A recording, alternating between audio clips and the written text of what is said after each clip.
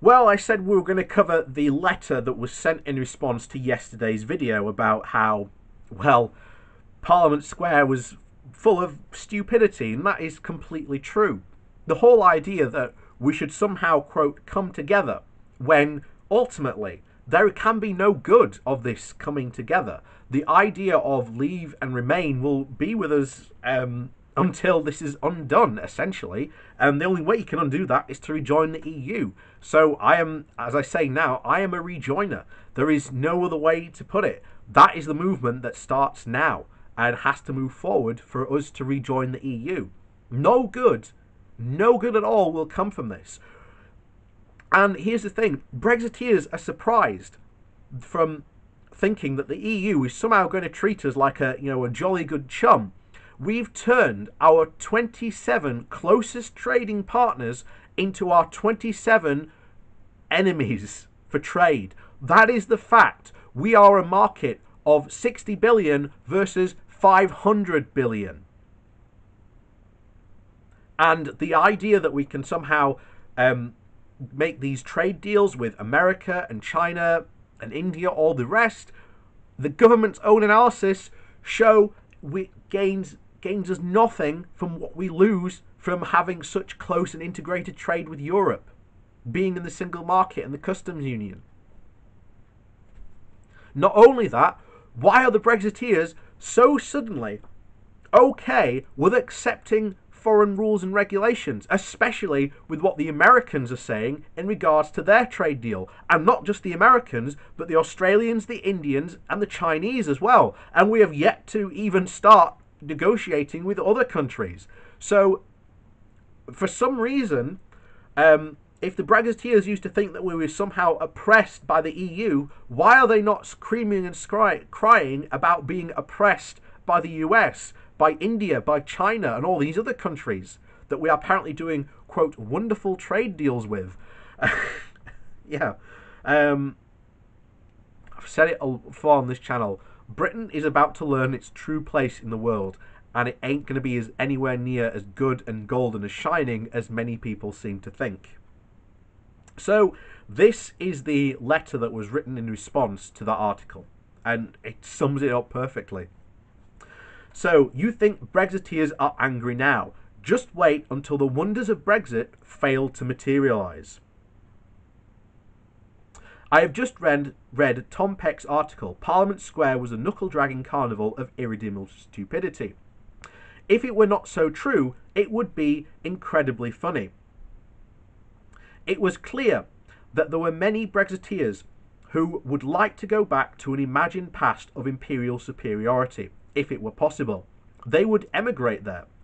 What they fail to remember is that the forgotten and left behind were far, far more left behind than any in our modern welfare state, impaired though it is.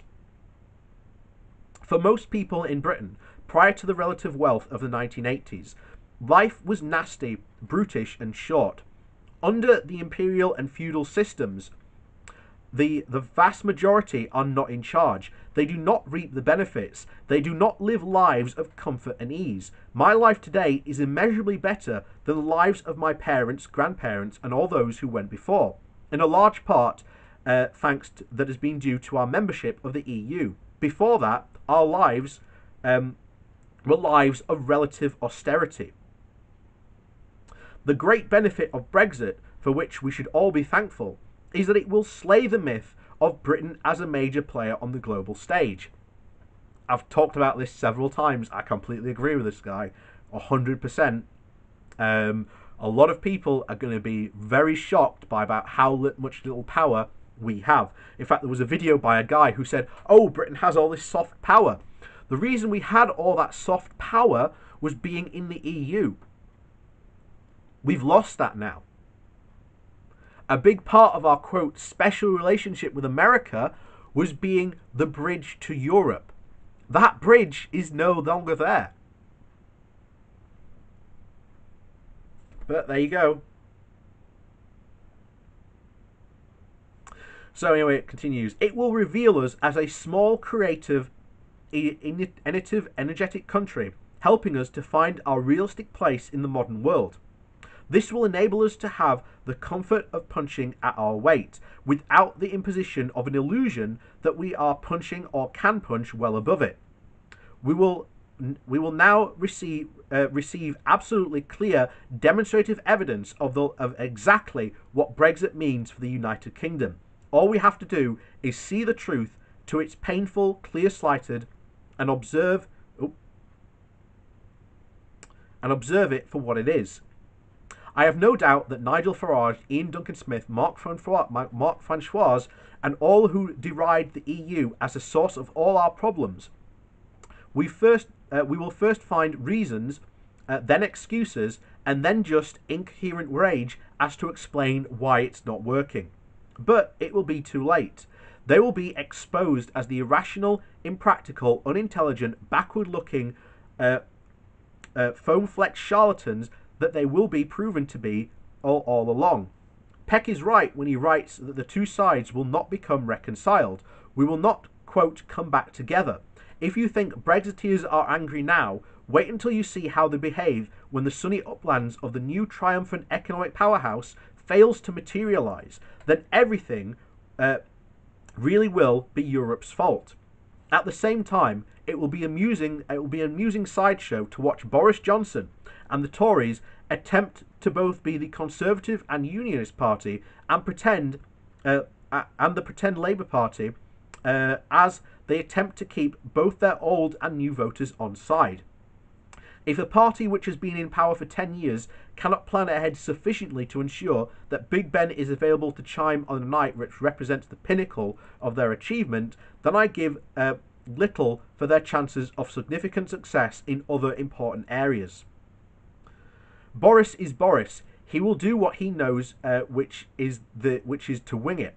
It will be revealing as a spectacle, but it will not work as a political, commercial, or an international strategy.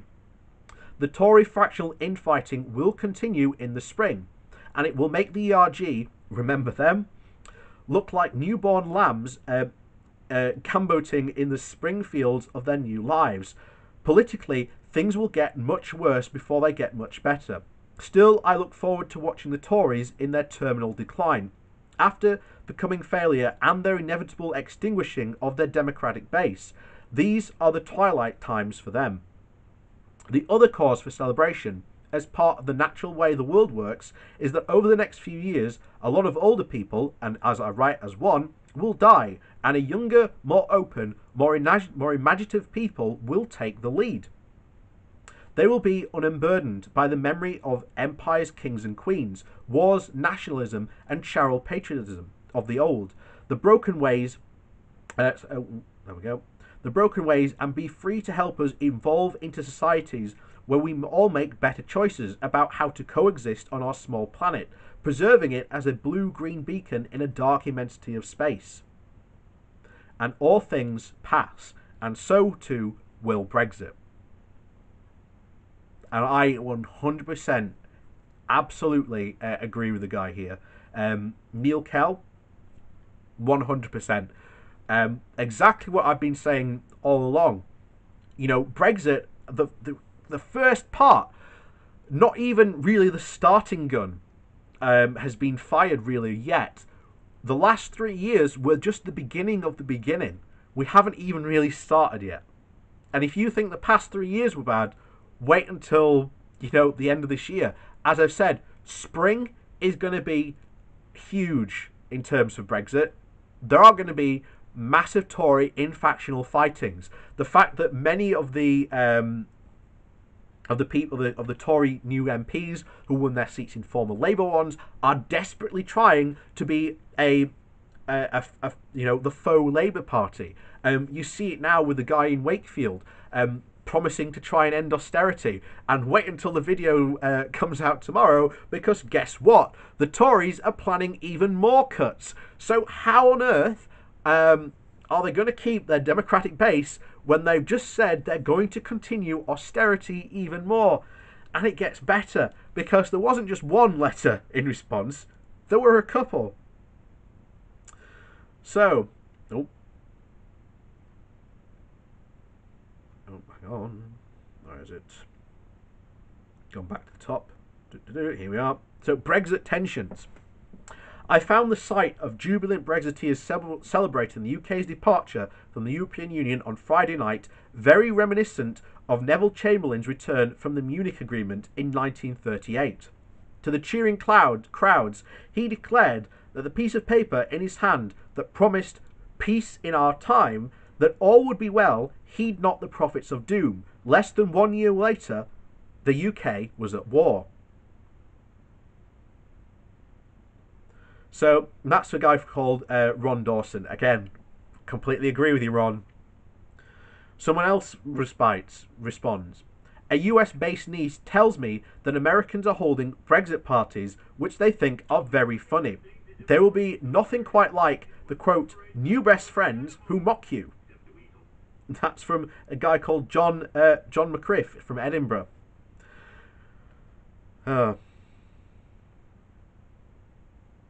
So yeah, this is the yeah. I mean, just go on and on and on. It's exactly the same. Nothing's going to end well. I completely agree with those two people in those letters. 100%. Brexit's not going to end well. The ideas, the benefits that you were sold that apparently were going to come aren't going to materialise. The Tories are already, unclenching the brakes. In March is the first new budget. We've already heard Sajid Javid say he is going to cut more into public services. This isn't what people want. This is one of the things that caused Brexit. The Tories are going to get absolutely wiped at the next election. In fact, we've got...